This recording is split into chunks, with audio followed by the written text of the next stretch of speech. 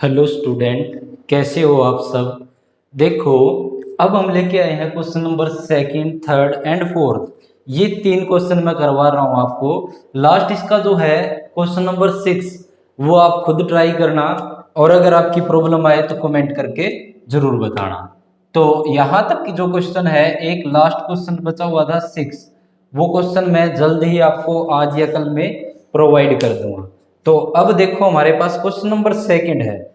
तो सबसे पहले जो इंट्रोडक्शन वीडियो थी, अगर आपने अच्छे से देख रखी है तो उसका बहुत यहाँ पे यूज होगा। देखो कैसे, इन ए फिगर, जैसे कि आकृति दे रखी, इन तीनों क्वेश्चनों की आकृति हमें गिवन है।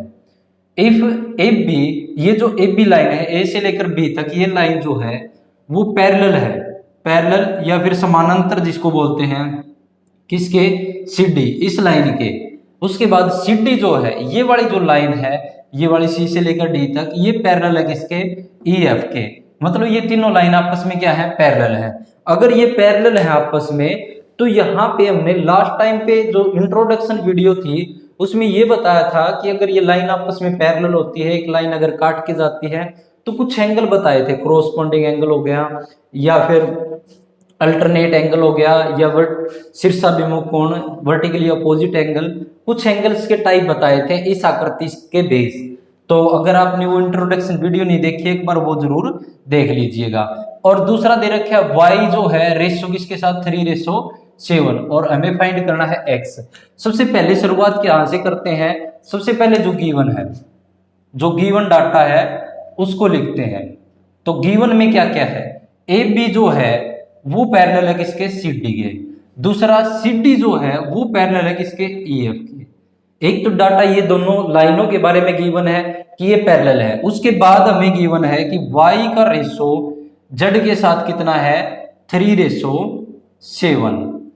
कि y को अगर z से डिवाइड करें तो जब कैंसिल करने के बाद कितना आएगा? 3:7 आएगा। ऐसा एक क्वेश्चन पहले भी आ चुका है, क्योंकि देखो y अपन में z करें, रेशो का मतलब क्या होता है? ये इसके भाग में है, डिवाइड में है। तो y बाय में क्या है? z इजिकल टू में किसके बराबर है? 3/7 के बराबर है। तो यहाँ पे ये जो 3 और 7 जो है, यहाँ पे कुछ ऐसी वैल्यू हो सकती है जो यहाँ पे कैंसिल हुई हो ऊपर, और यहाँ पे नीचे कैंसिल हुई हो। तो इन दोनों को हमें वो वाली वैल्यू हमें पता नहीं कि यहाँ पे 0 भी हो सकता है, या फिर इनके साथ मल्टीप्लाई में 2 भी हो सकता है, या फिर कोई और वैल्यू 3, 4, 5 कुछ भी हो सकता है जो यहाँ से कैंसिल हो गई हो। तो कैंसिल हो चुकी होगी। तो यहाँ पे हमें क्या है कि हमें ये पता नहीं है कि इसके साथ कुछ भी हो सकता है। तो यहाँ पे हम कोई कॉन्स्ट, यहाँ पे कोई एक वैल्यू मान लेते हैं। देखो x तो यहाँ पे पहले से गिवन है, तो x हम मान नहीं सकते। लगभग हम क्या करते हैं क्वेश्चनों में? x मान के क्वेश्चन करते हैं। तो यहाँ पे हम कोई भी और वैल्यू जैसे k मान लेते हैं, तो हमने k मान लिया। उसके बाद तो यहाँ पे भी हम दिखा सकते हैं हमें कि लेट, या फिर सॉल्यूशन लेके चलेंगे उस टाइम कर देंगे कि लेट y इजिकल टू में कितना मान ले? 3 है, 3k, कि ये कितना है? किसके बराबर है? 3k के बराबर है। और जो z है वो किसके बराबर है? 7k के बराबर, क्योंकि y किसके बराबर हो जाएगा? 3k, और z हो जाएगा 7k। तो ये हो जाएगा। उसके बाद हमें लिखना होता है टू प्रूव। प्रूव क्या करना है? टू प्रूव, प्रूव हमें करना है फाइंड x की वैल्यू फाइंड करनी है। तो यहां तक तो हमने क्या किया है? स्टेटमेंट से लिखा है। तो देखो यहाँ पे जब हम क्वेश्चन करते हैं तो तीन चीजें महत्वपूर्ण है: गिवन, प्रूव दैट, और डायग्राम। ये तीनों चीजें आपको लिखी होनी चाहिए। अब हम सोल्व करते हैं, प्रूफ लेके चलते हैं। प्रूफ होता है इसका सॉल्यूशन।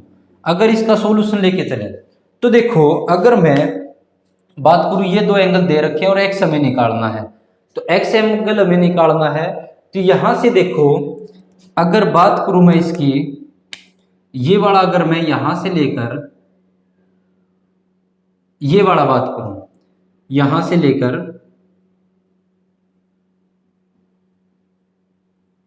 ये एक जेड बनता है, तो जेड के ऊपर यहां वाला एंगल और यहां वाला इस तरफ वाला एंगल, इस तरफ वाला जो एंगल होगा, ये दोनों आपस में क्या होंगे? बराबर होंगे। क्योंकि क्या रीजन है इसका? क्योंकि ये लाइन तो आपस में पैरेलल दे रखी, ये वाली और ये वाली, तो हम इसे जेड बना सकते हैं। तो इसको कोई एक वन एंगल मान लेते हैं। तो ये वाला जो वन एंगल है वो जेड एंगल के क्या होगा? बराबर होगा। तो Z angle is equal to में वन एंगल। बराबर क्यों होगा, इसका रीजन क्या आ जाएगा, अल्टरनेट एंगल, कि अल्टरनेट एंगल है, मतलब अल्टरनेट एक यहाँ पे है और एक इस तरफ है, जड जो बनता है, जड बनता है उसके एक इस तरफ है और एक इस तरफ है, अल्टरनेट होता है।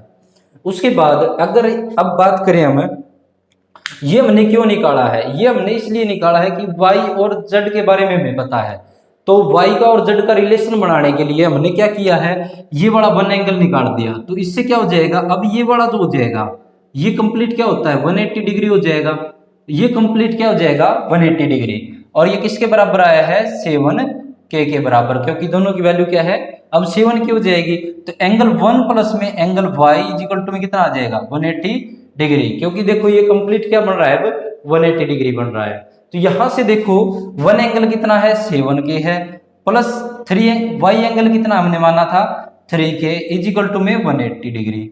तो यहां से क्या निकालना है हमें, k का मान निकालना है, k का मान आते ही हमारे पास y और z एंगल तो आ जाएंगे, फिर x बाद में निकालेंगे। तो देखो यहां से अगर हम बात करें तो ये वाला कितना हो जाएगा 10K, ये 7 और ये 3 10K इज इक्वल टू में 180 डिग्री। तो यहां से k का मान निकालेंगे तो 180 अपॉन में ये मल्टीप्लाई में यहाँ पे है, गुणा में है, मल्टीप्लाई में है, तो उस तरफ जाके क्या हो जाएगा भाग में चला जाएगा, 0 से 0 कैंसिल, तो k का मान कितना आ जाएगा k इज इक्वल टू में 18 डिग्री। तो ये आ गया हमारे पास k का मान। तो ये k का मान आया है हमारे पास, इससे क्या निकल सकता है y और z का मान, तो then y is equal to में कितना आ जाएगा 3K है, k की जगह कितना रख दे 18, और z इज इक्वल टू में कितना आ जाएगा 7K, k की जगह रख दे 18, तो y इज इक्वल टू में कितना आ जाएगा 18 की और इसकी मल्टीप्लाई करेंगे तो 8 3 जा 24 और 2 कैरी 54 आ जाएगा। तो ये आ गया 54 डिग्री, कोमा z कितना आ जाएगा इसकी इससे मल्टीप्लाई कर देंगे 8 7 जा 56, 5 कैरी 5 और 7 12 126 126 डिग्री। तो ये आ जाएगा एंगल। उसके बाद देखो अब हमारे पास एंगल हमें x निकालना है, हमें इन दोनों y और z के बारे में तो कुछ नहीं पूछा था, लेकिन हमें पूछा क्या था z, x एंगल निकालना है सॉरी। तो x एंगल क्या आ जाएगा, देखो अगर बात करूं मैं यहां से लेके चले हम, यहां से लेकर ये वाला जो है ये वाला कंप्लीट क्या बन रहा है z बन रहा है, तो देखो ये वाला एंगल और ये वाला जो एंगल होगा वो दोनों क्या होंगे बराबर होंगे। तो देखो ये वाली इसके पैरेलल थी, ये वाली इसके पैरेलल है, तो मतलब ये आपस में भी तो पैरेलल होंगे, तो इसलिए हम इसका z बना सकते हैं, क्योंकि AB भी पैरेलल किसके हो जाएगी EF के पैरेलल हो जाएगी। तो यहां से क्या आ जाएगा AB पैरेलल किसके दिखा सकते हैं हम EF के, फ्रॉम इसको 1 और इसको 2 मानो, फ्रॉम 1 and 2। ये बात आप दिखाना चाहो तो आप दिखा सकते हो इस बात को, यहां से लेकर ये जो बात लिख रहे हैं हम ये और ये इक्वेशन बना रहे हैं, आप दिखाना चाहो तो दिखा सकते हो, नहीं तो आप सीधा भी कह सकते हैं एक्स एंगल जो जाएगा वो जेड के बराबर हो जाएगा, क्योंकि ये क्या बन रहा है जेड बन रहा है, और जेड के इस तरफ और इस तरफ बड़ा एंगल क्या हो जाते हैं बराबर होते हैं। तो इसको लिख सकते हैं हम एक्स एंगल किसके बराबर है जेड एंगल के, और जेड एंगल है कितना 126 डिग्री, और इसका रीजन क्या है अल्टरनेट एंगल, इसका रीजन हो जाएगा अल्टरनेट एंगल। तो x हमें एंगल निकालना था, तो x कितना आ गया 126 डिग्री 126 डिग्री। तो ये हमारे पास क्वेश्चन नंबर इसका सेकंड का सॉल्यूशन है। हेंस यहाँ पे क्या लिख सकते हैं जो प्रूव करना था हमें, हेंस प्रूव लिख सकते हैं, या फिर x इज इक्वल टू में कितना आ गया 126। ये देख लो क्वेश्चन नंबर सेकंड। फिर कराते हैं थर्ड।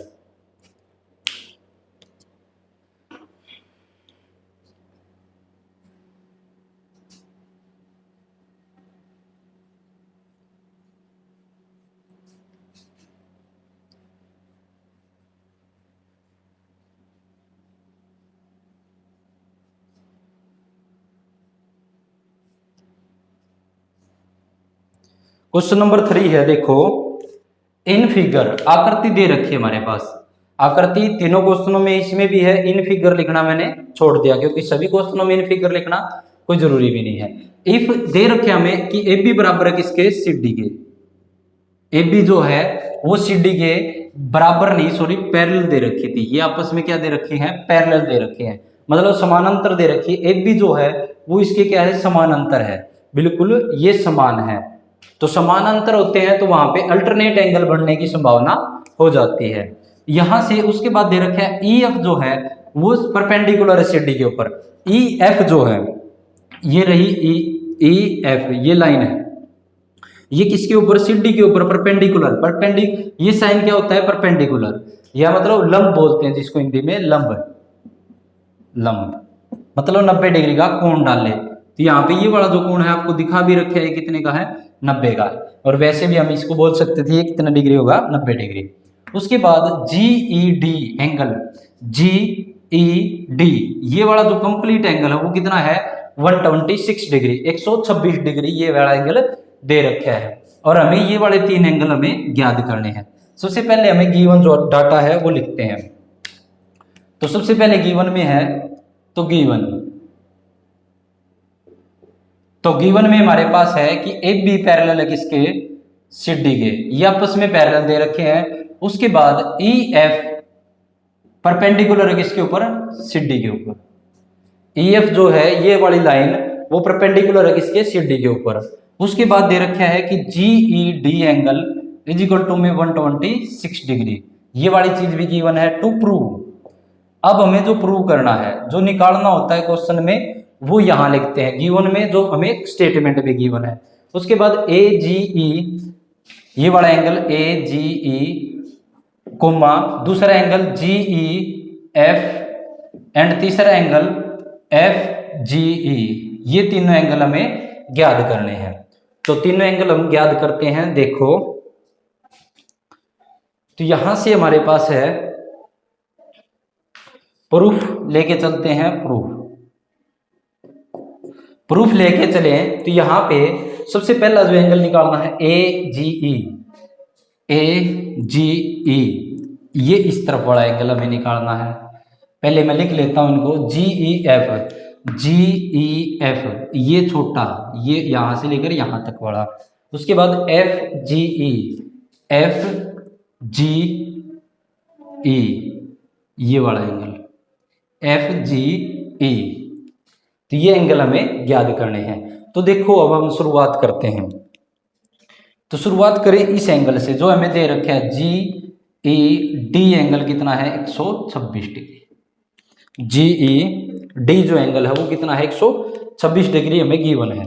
तो GED ये वाला एंगल बनता है, ये यहां से लेकर यहां तक का एंगल। अगर मैं इसकी बात करूं तो इसमें देखो 2 एंगल बनते हैं, एक तो बनता है ये वाला और एक ये वाला। तो मैं इसको अलग अलग कर सकता हूं मैं। तो इस वाले एंगल में ये दोनों मिलकर बने हैं, एक तो ये बना है और एक ये एंगल, दोनों एंगल मिलकर बना है ये पूरा कंप्लीट एंगल। तो इसको मैं लिख सकता हूं एक तो FED, एक तो लिख सकता हूं इसको FAD प्लस किसका जोड़ हो जाएगा, ये वाला GEF इज इक्वल टू में 126 डिग्री।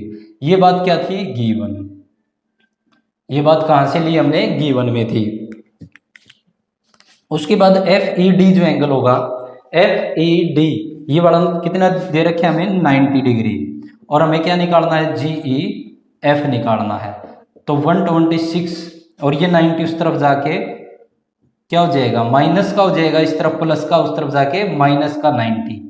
तो इसमें से इसको माइनस करेंगे, 6 में से 0 6, यहां से 12 में से 9, 12 में से 9 अगर घटाएंगे तो कैरी लेकर के क्या आ जाएगा, 36 डिग्री। तो यह आ जाएगा हमारे पास। उसके बाद देखो अब हमारे पास हमें क्या निकालना है, एक एंगल तो हमारे पास आ गया GEF, ये बड़ा एंगल आ गया GEF।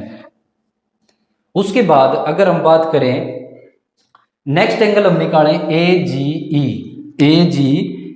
ये वाला एंगल AGE, ये वाला एंगल की बात करूं मैं तो देखो ये जेड बन रहा है, यहां से लेकर ये वाला जो है वो ये कंप्लीट, और ये वाला जो है ये आपस में क्या है, जेड बन रहा है।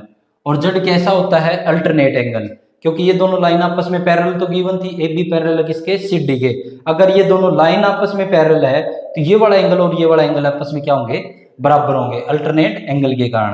तो अब हम कह सकते हैं AGE एंगल किसके बराबर हो जाएगा, ये वाला जो एंगल था हमारे पास GED एंगल के इजिकल टू में कितना हो जाएगा 126 डिग्री अल्टरनेट एंगल। तो ये किसके कारण हो जाएगा अल्टरनेट एंगल के कारण। तो हमने ये चीज प्रूव कर दी है, दो एंगल हमें निकाल दिए, एक ये निकाल दिया। तो अब हम यहां से कह सकते हैं कि AGE एंगल जो होगा वो कितना हो जाएगा 126 डिग्री। तो ये और ये निकाल दिया, अब बच गया FGE ये वाला इस तरफ का एंगल बच गया। अगर देखो मैं बात करूं, अगर ये बात करें यहां से, ये वाला कंप्लीट क्या बनता है 180 डिग्री बनता है। तो यहाँ पे ये हमने निकाल दिया, तो ये कितना आ जाएगा, क्या कर देंगे 180 में से इसको माइनस कर देंगे। तो दोनों का जोड़ जो होगा एंगल AGE, ये वाला एंगल AGE इस तरफ वाला प्लस कौन सा ये उस तरफ वाला FGE इजिकल टू में 180 डिग्री ये इस तरफ वाला। तो इन दोनों का जोड़ कितना होगा 180 डिग्री होगा। तो ये क्या हो जाएगा स्ट्रेट लाइन एंगल, आप यहाँ ब्रैकेट में लिख दोगे स्ट्रेट लाइन एंगल। ये वाला एंगल कितना है 126 डिग्री अभी निकाला है, और FGE हमें याद करना है 180 डिग्री में से इसको क्या कर देंगे अभी इसको ले उस तरफ ले जा करके क्या हो जाएगा ये अभी यहाँ पे प्लस का उस तरफ जाके क्या हो जाएगा माइनस का हो जाएगा 126 डिग्री। तो FGE एंगल जो कितना आ जाएगा 126, इसमें से माइनस करेंगे तो देखो 180 में से क्या माइनस करना है 126 डिग्री। यहाँ से कैरी लेंगे हम कितना आ जाएगा 10 में से, क्योंकि 6 यहाँ पे 0 से क्या माइनस होगा नहीं, तो यहाँ पे क्या आ जाएगा 10 में से 6 गए 4। अब यहाँ से कैरी ली थी तो यहाँ पे बच गया 7 में से 2 गए 5, तो क्या आ जाएगा 54 डिग्री। तो यह आ जाएगा 54 डिग्री। तो यही तीन एंगल हमें ज्ञात करने थे, ये तीनों हमने ज्ञात कर लिए। एक बार देखो इसको,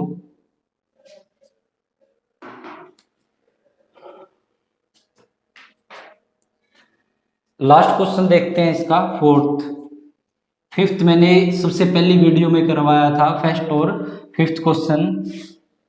उसके बाद मैं सिक्स्थ क्वेश्चन आपको दे रहा हूं कि आप खुद ट्राई करना, अगर ना समझ में आए तो बता देना।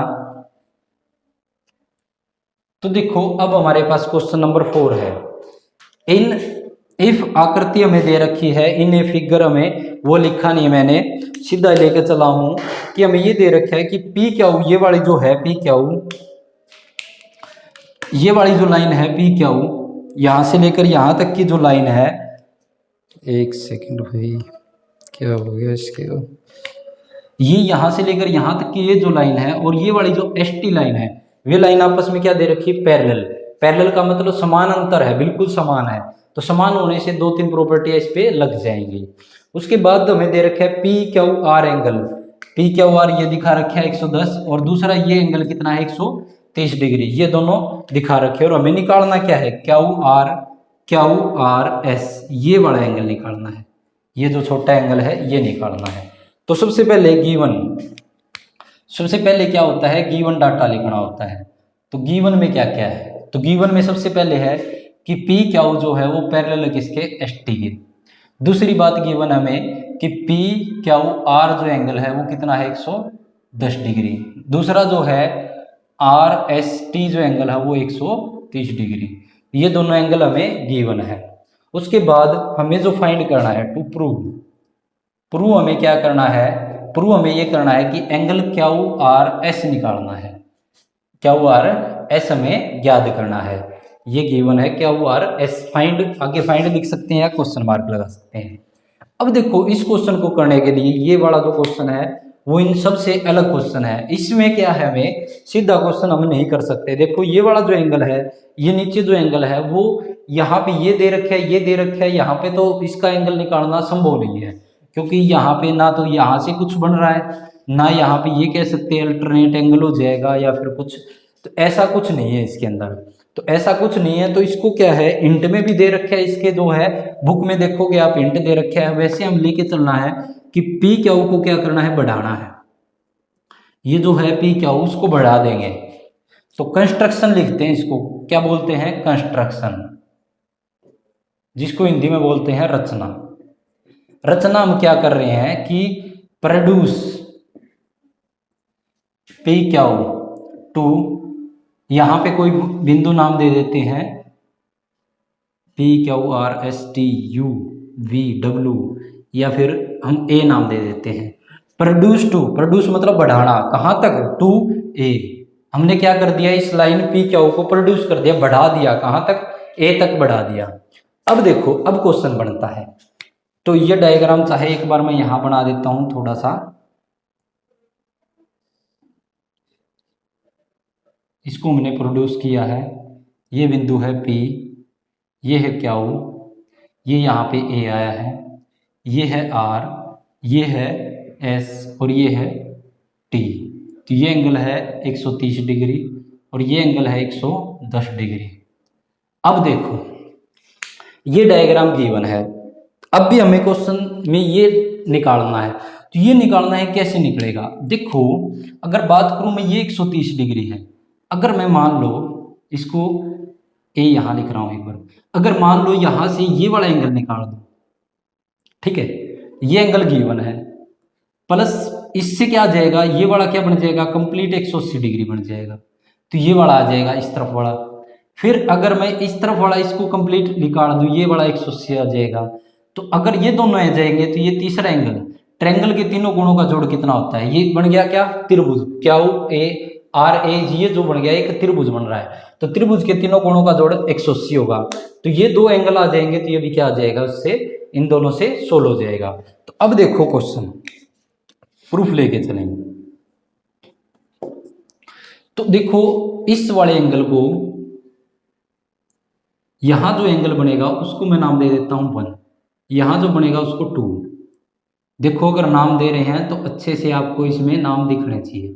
ये 3 नाम दे देते हैं, 1 2 और 3, ये 3 एंगल इनको नाम दे देते हैं। तो अब देखते हैं, इसको सोल्व करते हैं। अगर ये वाला एंगल और ये वाला एंगल, ये लाइन और ये लाइन आपस में पैरेलल है और ये एक लाइन इसको काट के जा रही है, तो देखो ये इस लाइन से नीचे है, ये इस लाइन से नीचे, ये लाइन से इस तरफ, ये भी लाइन से इस तरफ। तो ये एंगल 1 जो है वो इसके क्या हो जाएगा, बराबर। इसका रीजन क्या हो जाएगा, एंगल 1 किसके बराबर हो जाएगा, इसका पूरा नाम लिख देते हैं, RST के बराबर हो जाएगा। कितना, 130 डिग्री। इसका रीजन क्रॉसपोंडिंग एंगल पढ़े थे हमने, corresponding angle, corresponding angle, corresponding, या जिसको संगत कोण बोलते थे, संगत कोण। जिसकी संगत में बैठोगे वैसे तो आप बन ही जाओगे, जैसी संगत में बैठोगे वैसे तो आप बन ही जाओगे। तो उस हिसाब से क्या है, ये वाला जो संगत है, देखो ये संगत में इस तरफ है, ये भी संगत में इस तरफ है, ये संगत में नीचे है, ये भी संगत में नीचे है। तो ये वाला एंगल इसके क्या हो जाएगा, बराबर हो जाएगा।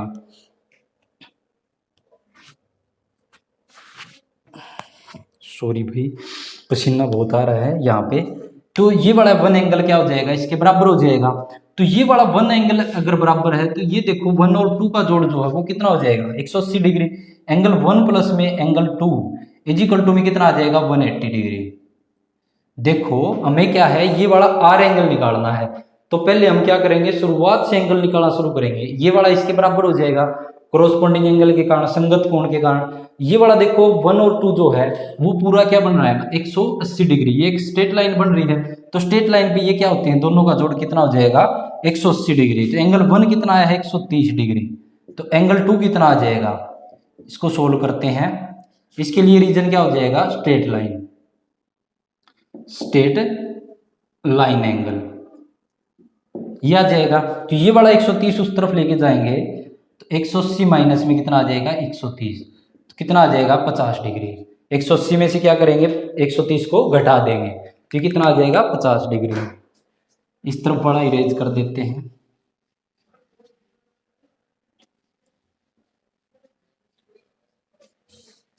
तो ये आ गया है हमारे पास। अब हमें क्या निकालना है, देखो अगर हम ट्रायंगल सम प्रॉपर्टी बनाना चाहते हैं, ये वाला पूरा ट्रायंगल बनाना चाहते हैं, तो ये R एंगल निकलेगा जब 2 और 3 भी आ जाएगा। 3 नहीं आया अभी तक, 2 तो आ चुका है 50 डिग्री। तो अब 3 निकालने के लिए क्या हो जाएगा, ये दोनों क्या हो जाएगा, ये पूरा क्या हो जाएगा, 180 डिग्री होगा, क्योंकि एक स्ट्रेट लाइन बन रही है ये। तो ये वाला जो एंगल है PQR, ये इस तरफ वाला 110 डिग्री वाला, प्लस एंगल 3 किसके बराबर हो जाएगा, 180 डिग्री के। इसका भी रीजन क्या हो जाएगा, straight line, straight line, angle, ये रीजन हो जाएगा। ठीक है, ये 1 2 3 नाम दे हमने, ये आपको आकृति में बिल्कुल डिट्टो दिखने चाहिए। ये नहीं कि आपने मान लिया कुछ है और आकृति में दिखे नहीं, तो ये आकृति में भी दिखने चाहिए। ये वाला एंगल कितना है 110 डिग्री, प्लस में एंगल 3 निकालना है इज इक्वल टू में 180 degree, angle 3 is equal to में ये वाला इस तरफ प्लस का उस तरफ जाके माइनस का 110 हो जाएगा। तो 180 में से 110 को घटाएंगे, 0 में से 0 माइनस 8 में से बन गया 7, तो 70 डिग्री आ जाएगा एंगल 3। अब देखो, अब ये जो कंप्लीट है, ये वाली जो आकृति देखिए हम अंदर वाली, ये त्रिभुज टाइप की जो आकृति है, ये क्या बन रहा है, एक त्रिभुज बन रहा है। त्रिभुज के तीनों कोणों का जोड़ कितना होता है 180। तो इनमें एंगल क्या क्या है, एक तो एंगल है आर, इसका पूरा नाम भी दे सकते हो, नहीं फिर आर भी लिख सकते हो। इसका पूरा नाम क्या हुआ आर एस है, क्योंकि यहाँ से क्या आर एस यहाँ तक ले लो, या क्या आर ए तक ले लो, या एंगल आर भी लिख सकते हैं, कोई भी इसका नाम दे सकते हैं। Angle R is plus angle यहाँ पे कौन सा एंगल है 2, प्लस यहाँ पे एंगल कौन सा है 3, इन तीनों का जोड़ 180 होगा, क्योंकि त्रिभुज के तीनों कोणों का जोड़ 180, ट्रायंगल प्रॉपर्टी। तो इसका रीजन आ जाएगा triangle sum property, sum property यह आ जाएगा। तो यहां से एंगल जिस जिसकी वैल्यू हमें पता है वो रख देते हैं। एंगल 2 की वैल्यू, एंगल 2 की वैल्यू कितनी आई थी 50, तो यह आया है 50, प्लस एंगल 3 कितना आया है 70 इज इक्वल टू में 180। तो इन दोनों का जोड़ कितना आ जाएगा 50 और 70 कितना होता है 120, जोड़ 5 और 7 को ऐड किया तो 12 होता है। तो आर एंगल निकालना है, ये इस तरफ जाके माइनस का हो जाएगा 120 डिग्री। तो आर एंगल कितना आ जाएगा 180 में से 120 घटाएंगे, 0 में से 0, 8 में से 2 गया 6 डिग्री, तो 60 डिग्री हमारे पास क्या आ जाएगा आंसर। तो ये था हमारे पास इसका लास्ट क्वेश्चन, हमारे पास जो है क्वेश्चन नंबर 4। अब लास्ट जो है आपके पास 6 जो क्वेश्चन है वो आप खुद ट्राई करना। अगर आपकी प्रॉब्लम आती है तो मुझे कमेंट करके जरूर बताना, जिसके लिए मैं वीडियो लेके आऊँगा। इससे पहले वाला 6 क्वेश्चन भी है, उसकी भी मैं जरूर वीडियो लेके आऊँगा। तो आशा है कि आपको मेरे द्वारा कराए गए क्वेश्चन समझ में आ रहे होंगे। तो मेरे चैनल को सब्सक्राइब जरूर कीजिए। धन्यवाद।